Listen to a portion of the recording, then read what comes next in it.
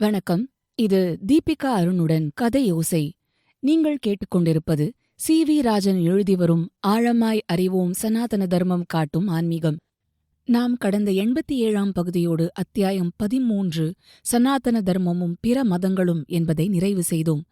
நேயர்களே, ஒருவேளை நீங்கள் இந்த தொடருக்கு புதியவர் என்றால் இதற்கு முந்தைய பகுதிகளுக்குச் சென்று சனாதன தர்மத்தின் ஆழமான ஆன்மீகம் பற்றி என்னென்ன விஷயங்கள் கூறப்பட்டுள்ளன, எந்தெந்த கேள்விகளுக்கு பதில்களும் விளக்கங்களும் தரப்பட்டுள்ளன என்று கேட்டு தெரிந்து கொண்டு இங்கே இந்த வார கேள்வி பதில்களை தொடரலாம்.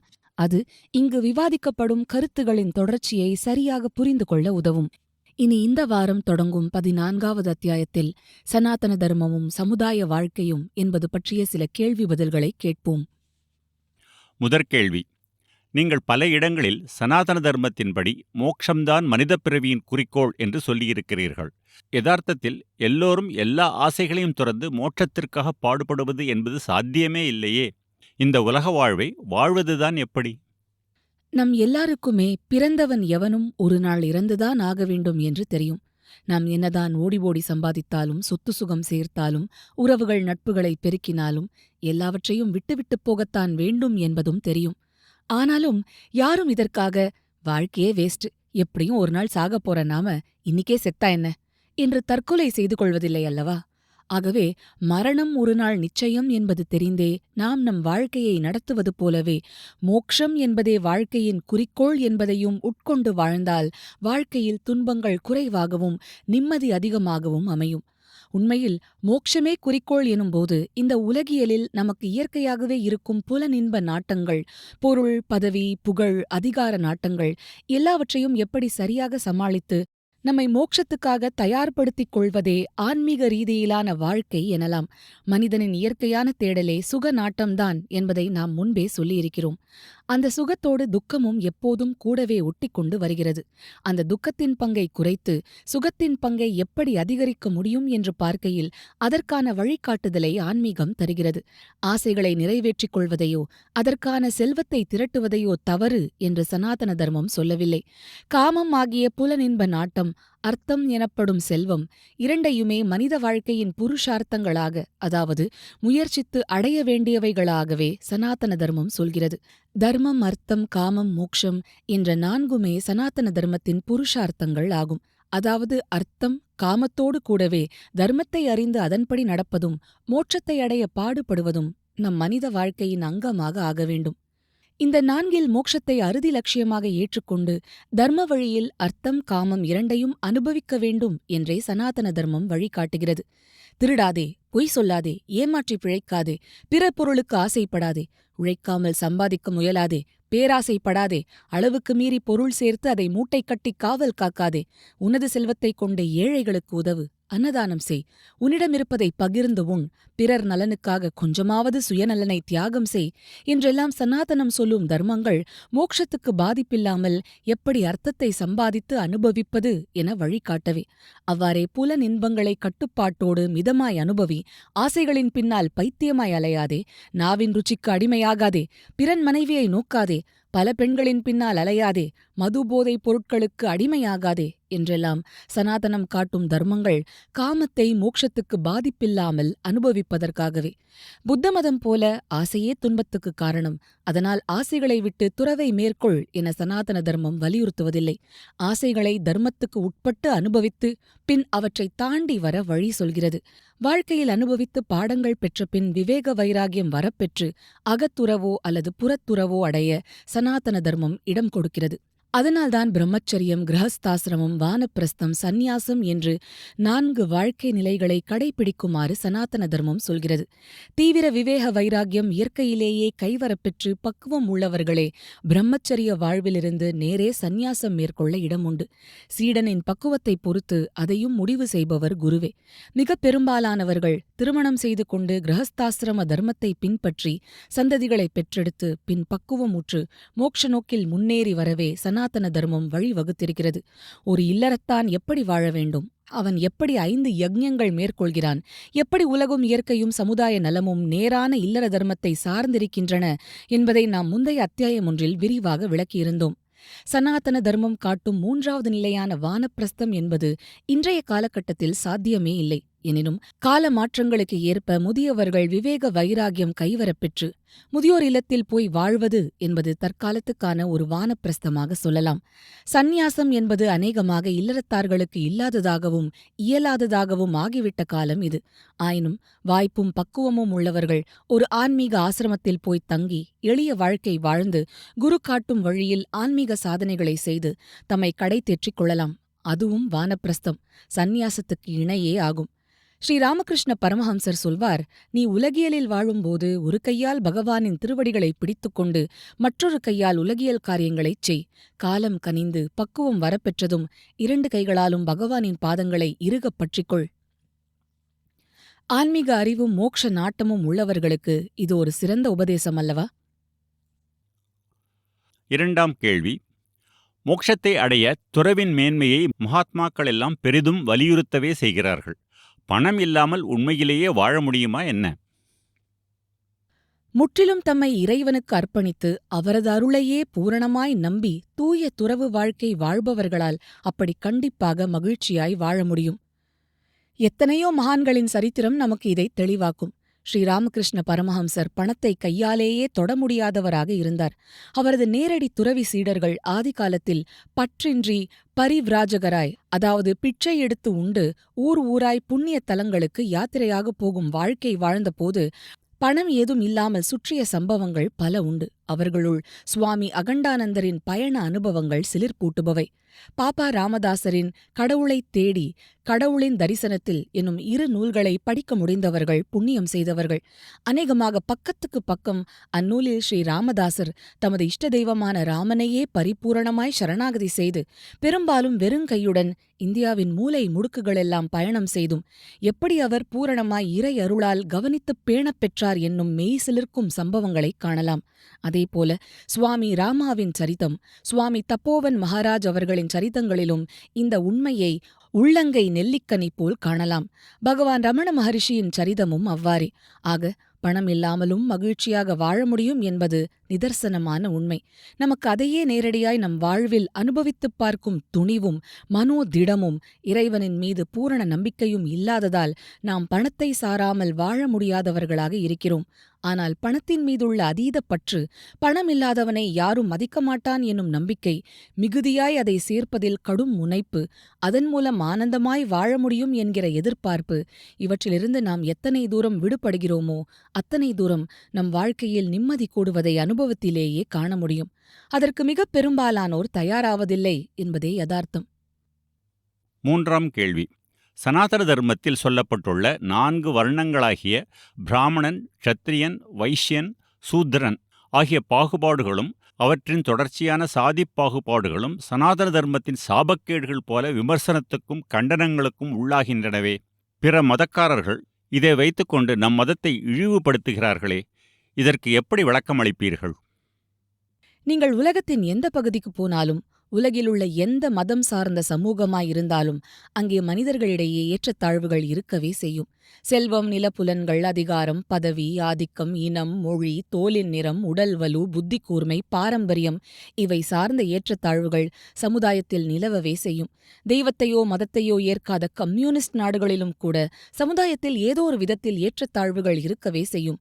வலியார் எளியோரை ஒடுக்குதல் நிகழவே செய்யும். ஒரு கம்யூனிஸ்ட் பிரஜையும் ஒரு பாலிட் பியூரோ உறுப்பினரும் ஒரு நாளும் சமமில்லை. எல்லா மதங்களிலும் ஏதோ ஒரு வகையில் ஒரு ஆன்மீக நோக்கில் இந்த ஏற்றத்தாழ்வுகளை கடந்து மனிதர்களை உயர்த்தும் முனைப்பும் இருக்கும். சில மதத்தினர் எங்கள் மதம் அன்பு மதம், எங்கள் மதம் அமைதி மதம், எங்கள் மதத்தில் ஏற்றத்தாழ்வுகள் கிடையாது என்று என்னதான் அழுத்திச் சொன்னாலும் சமுதாய யதார்த்தத்தில் ஏற்றத்தாழ்வுகள் இருக்கவே செய்கின்றன, இருக்கவே செய்யும். சனாதன தர்மம் மட்டும் இந்த விதத்தில் கடும் விமர்சனத்துக்கு ஆட்படுவதற்குக் காரணம் அம்மதம் இந்த உண்மையை பட்டவர்த்தனமாக சொல்வதும் அது இயற்கையே என்று சொல்வதும்தான். வேதத்தின் புருஷ சுக்தத்திலேயே பிராமண, க்ஷத்ரிய, வைஷ்ய, சூத்ர வர்ணங்கள் பகவானின் அங்கங்கள் போன்றவையே என்று குறிப்பிடப்பட்டுள்ளது. பகவத்கீதையிலும் பகவான் மனிதர்களின் 4 வர்ணங்களை அவரவருடைய குணங்கள், அதாவது சத்வம், ரஜஸ், தமஸ் முதலான குணங்கள் மற்றும் கர்மங்கள், செயல்கள், கடமைகள், தொழில்கள் ஆகியவற்றின் அடிப்படையில் நான் உருவாக்கினேன் என சொல்கிறார். தற்போது நாம் வாழும் கலியுகத்தை தவிர்த்துவிட்டு பார்த்தால் நமது இதிகாச புராணங்களின் வழி நமக்கு தெரிவது என்னவென்றால், ஆதி காலங்களில் இந்த வர்ணாசிரம தர்மம் சமுதாயத்தின் ஒரு நியமமாகவே கடைபிடிக்கப்பட்டது என்பதே. சற்று விரிவாகவே இந்த தர்மம் எப்படி பண்டைய காலங்களில் நிலவியது என்று பார்ப்போம்.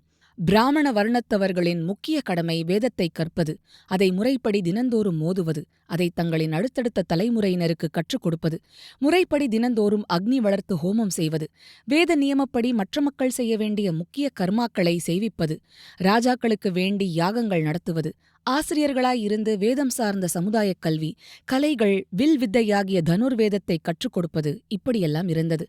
பிராமணர்கள் எப்போதும் தர்மத்தையே கடைபிடிக்க வேண்டும், பொய் புரட்டு செய்யக்கூடாது, தூய்மையான வாழ்க்கையை எப்போதும் மேற்கொள்ள வேண்டும், அஹிம்சையை கடைபிடிக்க வேண்டும், பகவானை சதா நினைக்க வேண்டும். அவர்கள் ஆயுதம் எடுத்து போரெல்லாம் செய்யக்கூடாது. பிராமணர்கள் எப்போதும் எளிமையாய், எந்த ஆடம்பரமும் இல்லாமல், கிட்டத்தட்ட ஒரு சாமானியமான ஏழை அல்லது நடுத்தர வருமானம் உள்ள மனிதனின் வாழ்க்கை போலத்தான் வாழ வேண்டும்.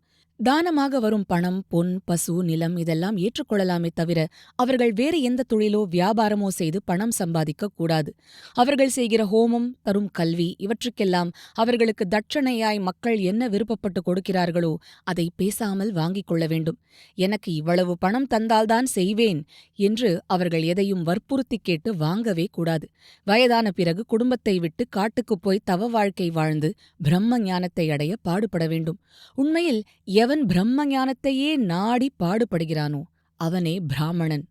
அந்த காலத்தில் இப்படியெல்லாம் வாழ்ந்த பிராமணர்களுக்கு சமுதாயமே மிகுந்த மதிப்பும் மரியாதையும் கொடுத்தது. பிராமணர்களின் தேவைகளையெல்லாம் அந்த கால ராஜாக்கள் தாராளமாய் தானமாகத் தந்து நன்றாக பார்த்து கொண்டார்கள். அடுத்து க்ஷத்திரிய வர்ணம். க்ஷத்திரியர்களின் கடமை நாட்டை ஆள்வதும் நிர்வாகம் செய்வதும், நாட்டை எதிரிகள் வந்து தாக்கினால் போர் செய்து அவர்களை ஜெயிப்பதும். நாட்டில் மக்கள் தர்மப்படி வாழ்வதை அவர்கள் உறுதி செய்ய வேண்டும்.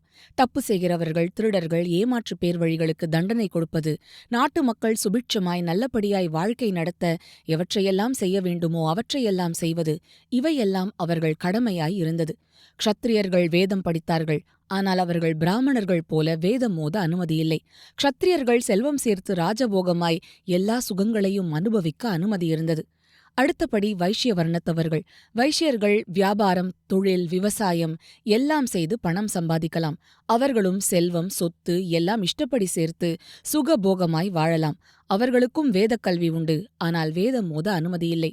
அடுத்தபடி சூத்ர வர்ணத்தவர்கள். சூத்ரர்கள் மேற்சொன்ன வர்ணத்தவர்களுக்காக வேலை செய்கிறவர்கள். அவர்களுக்கு சாதாரண உலகியல் கல்வி உண்டே தவிர வேதக்கல்வி கிடையாது. அவர்கள் வேதம் படிக்கக்கூடாது.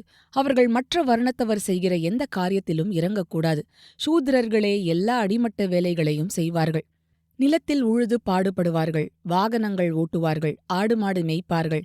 மற்ற வர்ணத்தவர்களுக்கு வேண்டிய எல்லா எடுபிடி வேலைகளும் சகாயங்களும் செய்கிறவர்கள் அவர்களே. பண்டைய சமுதாயத்தில் பொதுவாகவே எல்லா வர்ணத்தவர்களும் இந்த சமுதாய அமைப்பை ஏற்றுக்கொண்டு முடிந்த அளவு மீறாமல் நடந்தார்கள். அதனால் அனாவசியமான போட்டி, பொறாமை, வயிற்றெரிச்சல், சண்டை, சச்சரவு எல்லாம் மிகவும் குறைவாய் சமுதாயம் அதன் போக்கில் பெரும்பாலும் அமைதியாக போய்க் கொண்டிருந்தது. அந்த காலத்து ராஜாக்கள் இந்த வர்ணாசிரம தர்மம் மீறப்படாமல் இருப்பதை உறுதி செய்தார்கள். அப்படி மீறி எங்கேயாவது தப்பு நடந்தால் அதை கடுமையாய் தண்டித்து நிறுத்தினார்கள். எது தர்மம், எது அதர்மம் என்றெல்லாம் சந்தேகம் வரும்போது ராஜாக்கள் சாஸ்திரம் நன்கு அறிந்த பிராமணர்களிடம் ஆலோசனை கேட்டு அதன்படி நடந்தார்கள். ஆயினும் காலம் செல்லச் செல்ல சமுதாயங்களில் மாற்றம் நிகழ்வது இயற்கையே. அப்படி நோக்குகையில் இந்த 4 வர்ணத்தவர்களின் நிலை யுகத்துக்கு யுகம் எப்படி மாறுபடும் என்பதையும் நம் முன்னோர்கள் கணித்து வைத்திருந்தார்கள். அதைப்பற்றி ராமர் வாழ்ந்த யுகமான திரேதா யுகத்தில் நாரதர் ஸ்ரீராமரிடம் என்ன சொல்கிறார் என்று வால்மீகி ராமாயணத்தின் உத்தரகாண்டத்தில் விவரிக்கப்பட்டுள்ளது. அதை சுருக்கமாக கேட்போம். நாரதர் சொல்கிறார், ராமா, சென்ற யுகமான கிருத்த யுகத்தில் பிராமணர்களே சமுதாயத்தில் மிகுந்த மேலான நிலையில் இருந்தார்கள். தவம் செய்கிற உரிமை அந்த யுகத்தில் அவர்களுக்கு மட்டுமே இருந்தது. இப்போது நீ ஆட்சி செய்கிற இந்த திரேதா யுகத்தில் க்ஷத்திரியர்கள் மிகவும் மேம்பாடு அடைந்தவர்களாக இருக்கிறார்கள். அதனால் பிராமணர்களும் க்ஷத்திரியர்களும் சமமான அந்தஸ்தில் இருக்கிறார்கள். இந்த யுகத்தில் பிராமணர்கள், க்ஷத்திரியர்கள் 2 வர்ணத்தவருக்குமே தவம் செய்ய சாஸ்திரப்படி உரிமை இருக்கிறது. ஆனால் வைஷ்யர்களும் சூத்ரர்களும் தவம் செய்வது தடை செய்யப்பட்டிருக்கிறது. இனி எதிர்காலத்தில் வரவிருக்கும் துவாபர யுகத்தில் பிராமணர்களும் க்ஷத்திரியர்களும் கொஞ்சம் ஒளிமங்கி போவார்கள். வைஷ்யர்கள் இன்னும் முன்னேறியிருப்பார்கள். அதனால் பிராமணர், க்ஷத்திரியர், வைஷ்யர் என்று 3 வர்ணத்தவருமே சமமான அந்தஸ்தில் இருப்பார்கள். அதனால் வைஷ்யர்களுக்கும் தவம் செய்கிற உரிமை கிடைக்கும். ஆனால் அப்போதும் சூத்திரர்களுக்கு அது தடை செய்யப்பட்டிருக்கும். அடுத்து வரும் கலியுகத்தில் சூத்திரர்கள் மேம்பாடு அடைவார்கள். மற்ற வர்ணத்தவர்கள் தங்களின் ஒழுக்கங்களையும் தர்மங்களையும் கைவிட்டு கீழான கதிக்குப் போவார்கள்.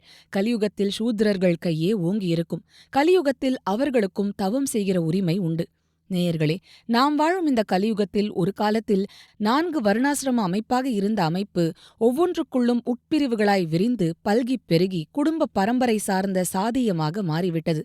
இந்த கலியுகத்தில் எப்படி சூத்திர வர்ணத்தினர் மேம்பாடு அடைவர், பிராமணர் உட்பட பிற வர்ணத்தவர் எப்படி கீழ்மை அடைவார்கள் என்று ஸ்ரீமத் பாகவத புராணத்தில் என்ன சொல்லியிருக்கிறது, அது எப்படி யதார்த்தத்தில் நடந்து வருகிறது என்பதை நாம் முன்னரே ஒரு அத்தியாயத்தில் விரிவாக சொல்லியிருக்கிறோம்.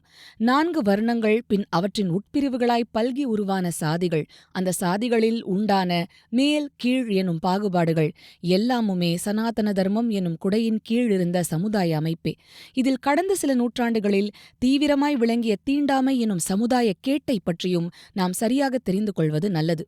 முற்காலங்களில் சனாதன தர்மத்தில் உட்படாது, சனாதன தர்மத்தின் நாகரீக சமுதாய அமைப்பிலும் உட்படாது, குழுக்களாக காடுகளிலும் இடுகாடுகளிலும் வாழ்ந்து நாய் மாமிசம் போன்றவற்றை உண்டவர்களை நம் புராணங்கள் சண்டாளர்கள் என குறிப்பிட்டன. அந்த சண்டாளர்களையும் அவர்கள் போன்று நாகரீக சமுதாயத்தில் இணைந்து வாழாது ஒதுங்கிய ஒதுக்கப்பட்ட மானுடர்களை பிற்காலத்தில் பஞ்சமர்கள் என அடையாளப்படுத்தினார்கள். பஞ்சமர் என்றால் 5ஆமவர் என்பது பொருள். அதாவது 4 வர்ணத்தில் உட்படாதவர்கள். பஞ்சமர்கள் சூத்திரர்கள் அல்ல. சென்ற நூற்றாண்டுகளில் சூத்திரர்களும் கூட இந்த பஞ்சமர்களை தீண்டத்தகாதவர்களாகவே கருதி இழிவாக நடத்தினார்கள் என்பது அப்பட்டமான உண்மை. ஏதோ பிராமணர்கள் மட்டுமே பஞ்சமர்கள் என அழைக்கப்பட்டவர்களை தீண்டாமல் ஓரம் கட்டினார்கள் என்று பிரச்சாரம் செய்வது தவறு என்பதை சுட்டிக்காட்டவே இதை இங்கு சொல்கிறோம். மகாத்மா காந்திஜி இந்த தீண்டத்தகாதவர்களை சமுதாய அமைப்பில் மேம்படுத்த எடுத்த பெரும் முயற்சிகளும் அதற்கு ஆதரவாக சாதியால் பிராமணர்களாய் இருந்தவர்கள் உட்பட பலரும் பாடுபட்டதையும் சரித்திரம் நமக்கு காட்டித் தருகிறது. பஞ்சமர்களை ஹரிஜன், அதாவது ஹரியாகிய விஷ்ணுவின் பிள்ளைகள் என்று அடையாளப்படுத்தி பெயரிட்டார் மகாத்மா காந்திஜி. அதை ஒப்பாது காலப்போக்கில் ஹரிஜனங்களை தலித், அதாவது ஒடுக்கப்பட்டவர்கள் என அடையாளம் காட்டும் முறை வந்தது. தீண்டாமை எனும் மோசமான சமுதாய அமைப்பு தவறு என்று பிராமணர்கள் பலரும் ஒப்புக்கொள்ளும் அளவுக்கு கூட இன்றளவும் சூத்திர வர்ணத்திற்குள் உட்பட்ட ஜாதியினர் பலரும் நடைமுறையில் ஒப்புக்கொள்வது இல்லை என்பதே கிராமப் பகுதிகளில் இன்றளவும் காணப்படும் நிதர்சனமாகும். சமீப காலம் வரை கூட கிராமப்புற டீ கடைகளில் தலித்துகளுக்கு தனி கப் வைக்கும் வழக்கம் இருந்தது. தலித்துகளுக்கு தனி இடுகாடு அல்லது சுடுகாடு இருப்பது இன்றளவும் இருக்கிறது. தலித்துகள் பொது கிணற்றில் நீர் எடுக்க முடியாது. தலித் பெண்ணை அல்லது ஆணை காதலித்தல், மணமுடித்தல் போன்றவை பெரும் சாதி கௌரவ பிரச்சனையாக எழும்புகின்றன. அதனால் கௌரவ கொலைகளில் ஈடுபடுவதும் ஆங்காங்கே சம்பவிக்கவும் செய்கின்றன. இத்தகைய சாதியம் சார்ந்த கௌரவ பிரச்சினைகளுக்கு சனாதன தர்மத்தின் மீது குற்றம் சொல்வது ஏற்கக்கூடியதே அல்ல. உண்மையில் சனாதன தர்மத்தின் சாதியத்தின் மீது பழி போட்டுவிட்டு சமத்துவம் பேசும் இஸ்லாமுக்கும் கிறிஸ்தவத்துக்கும் மதம் மாறியவர்கள் ஒன்றும் முற்றிலுமாய் தீண்டாமை என்னும் பழைய கசப்புகளிலிருந்து விடுபடவில்லை என்பதும் ஒரு யதார்த்தமே. தமிழகத்தின் தென் மாவட்டங்களில் இன்றளவும் தலித் கிறிஸ்தவர்களுக்கு தனி சர்ச்சுகள் இருக்கின்றன. அவர்கள் மற்ற கிறிஸ்தவர்களின் சர்ச்சுக்கு போய் வழிபட முடியாது. அப்படி ஏதாவது நடந்தால் அது வன்முறைக்கு வழிவகுக்கும். இந்து கோவில்களில் தலித்துகளுக்கு எதிராய் அப்படி எந்த கட்டுப்பாடுகளோ போராட்டங்களோ தற்காலத்தில் கிடையாது என்பதையும் நாம் கவனிப்பது அவசியம். இஸ்லாமிய வழிபாட்டு தலங்களில் சாதி இன பேதமின்றி எந்த ஒரு முஸ்லீமும் வழிபடலாம் என்றிருப்பது உண்மையே. ஆனால் அதை மட்டுமே வைத்துக்கொண்டு உலகிலுள்ள எல்லா முஸ்லிம்களும் அவர்களுக்குள் ஏற்றத்தாழ்வு கற்பிப்பதில்லை என்றால் அது அப்பட்டமான கற்பனையே. காலம் காலமாக இன்றளவும் இருந்து வரும் ஷியா சுன்னி முஸ்லிம்களுக்கு இடையே உள்ள வன்மமும் வன்முறைகளும் போர்களும் இதற்கு ஒரு பெரும் உதாரணம். வாணியம்பாடியில் தோல் பதனிடும் ஒரு இஸ்லாமிய தொழிலாளியும் கேரளத்தில் தோல் ஏற்றுமதி வியாபாரம் செய்யும் தொழிலதிபரான ஒரு மாப்பிளா முஸ்லிமும் ஒரு நாளும் சமமாக முடியாது. அந்த மாப்பிளா முஸ்லிமோடு வியாபார தொடர்பில் இருக்கும் ஒரு அரேபிய ஷேக்கும் மாப்பிளா முஸ்லிமும் ஒரு நாளும் சமமாக முடியாது. இந்தியாவிலிருந்தோ பாகிஸ்தானிலிருந்தோ அரபு நாடுகளுக்கு வேலை செய்யும் இஸ்லாமியர்கள் அங்கே வாழும் இஸ்லாமிய பெண் எவரையும் காதலித்து மணப்பது என்பது சாத்தியமே இல்லை. அப்படி முயன்றால் தலை தப்பாது என்பதே யதார்த்தம். ஏழை பணக்காரர்கள் பேதத்தை ஒழிப்பதாக கிளம்பிய கம்யூனிசம் இன்று உலகளவில் மெல்ல மெல்ல காணாது போய்க் கொண்டிருக்கிறது. பணக்காரர்களெல்லாம் ஏழைகளாகிவிட வேண்டும் என்று யாரும் சொல்வதில்லை. ஏழைகளுக்கெல்லாம் தாமும் பணக்காரர்களாகி பணக்காரர்கள் செய்வதையெல்லாம் தாமும் செய்ய வேண்டும் என்பதே கனவு. அப்படி ஒரு ஏழை பணக்காரனாகிவிட்டால் அவனுக்கு முதல் எதிரி கம்யூனிஸ்ட் தான். இன்று தலித்துகளின் பெரும் தலைவராக இருக்கும் ஒரு அரசியல் கட்சியின் தலைவருக்கு ஒரு பிராமண சாதியில் பிறந்த ஏழை ஒருவர் கார் டிரைவராக இருப்பதாக கற்பனை செய்யுங்கள்.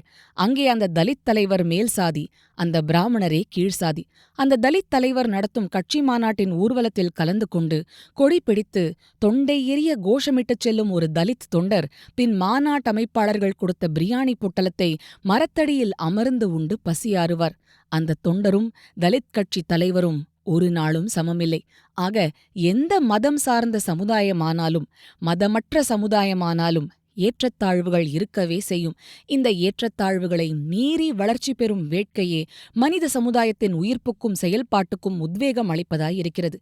இறைவனின் படைப்பென்னும் மாயையில் இந்த போராட்டங்கள் பழைய சில பேதங்களை ஒழிப்பதில் வெற்றி கண்டு புதிய சில பேதங்களை உருவாக்கும் என்பதே மாற்ற முடியாத நியதி. நேயர்களே, இனி வரும் வாரமும் சனாதன தர்மமும் சமுதாய வாழ்க்கையும் என்பது பற்றி தொடர்ந்து விவாதிப்போம். நேயர்களே, இனி மீண்டும் அடுத்த வாரம் சந்திப்போம். அதுவரை உங்களிடமிருந்து விடை பெறுவது கதை ஓசை தீபிகா அருண்.